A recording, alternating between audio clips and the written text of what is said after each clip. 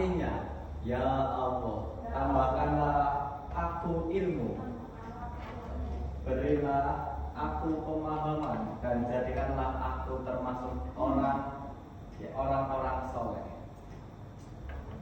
Amin. Berangkat semuanya hari ini. Sebelum mulai pembelajaran, Bapak mau mengajak kalian untuk bernyanyi.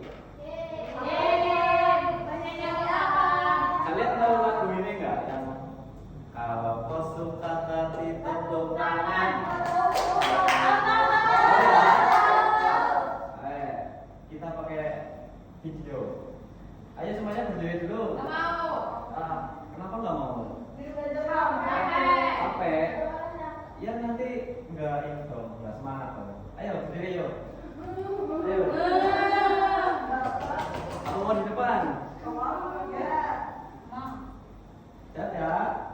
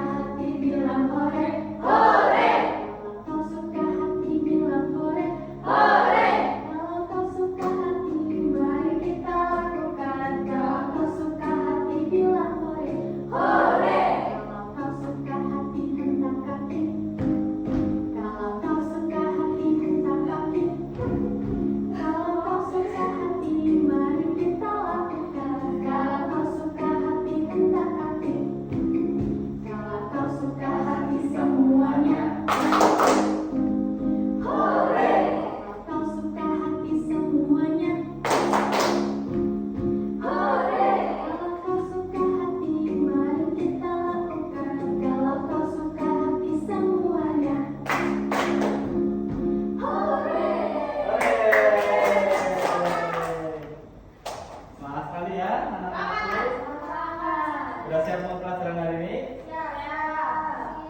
Sebelumnya Bapak mau tanya nih, kira-kira hari ini siapa yang mau jadi detektif?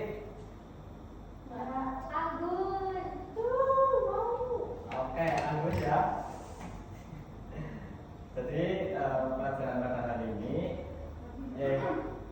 yaitu IPA. Kita akan membahas mengenai pengenalan perubahan wujud. Kalian tahu nggak sih apa itu perubahan wujud?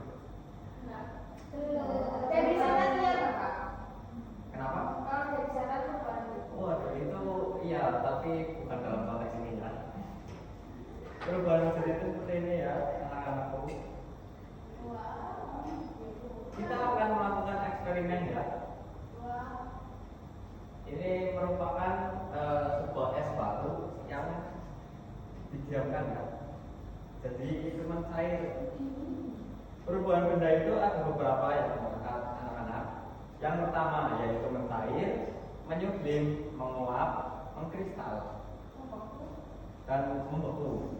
Ya betul. Nah, contohnya itu ini. Ini adalah contoh perubahan wujud mencair. Saat di dalam kulkas es batu masih membeku, tapi saat kita pegang es batu tersebut ternyata malah mencair. Mengapa?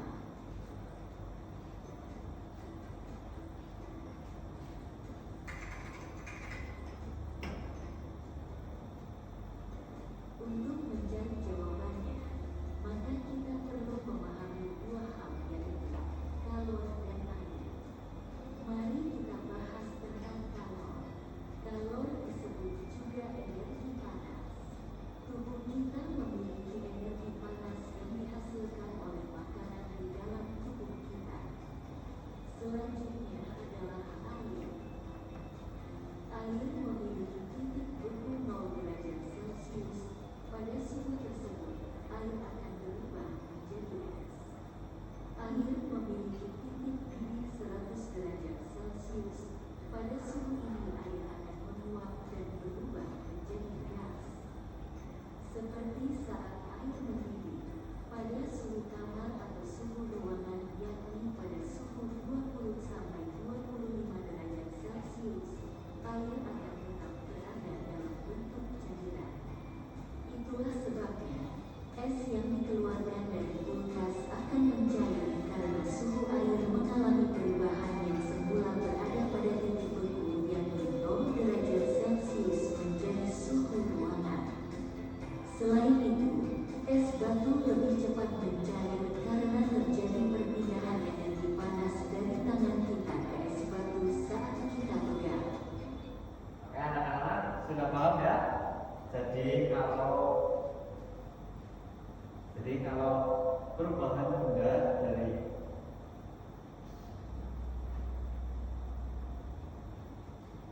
kalau es dibiarkan terus menerima energi kalor, itu akan menjadi cair.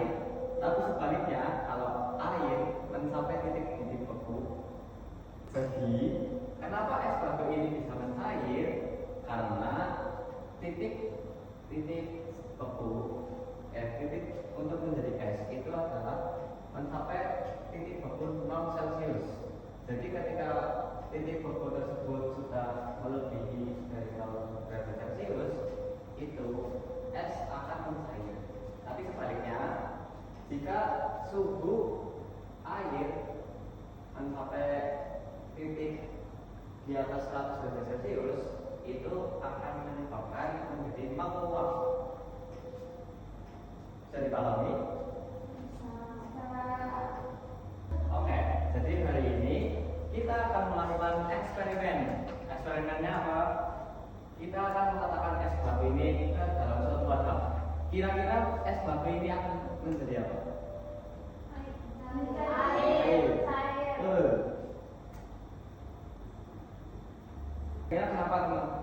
Kira-kira kenapa? Kenapa bisa mencair?